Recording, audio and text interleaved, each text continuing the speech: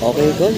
Packing serial tayo gamit ang RSS Oil Scooter Fully Synthetic 10W40. No? Amis na amis talaga ako sa kanyang sa kanyang nilagyan ng oil. Ngayon lang ako nakakita ng ito, parang tumbler, no? Pero nice siya, nice. Nakakaliw talaga.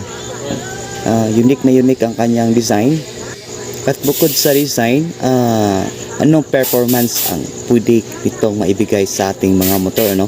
Na-miss talaga ako sa kanyang inisidlan, parang tumbler. Ang ganda, kulay gold.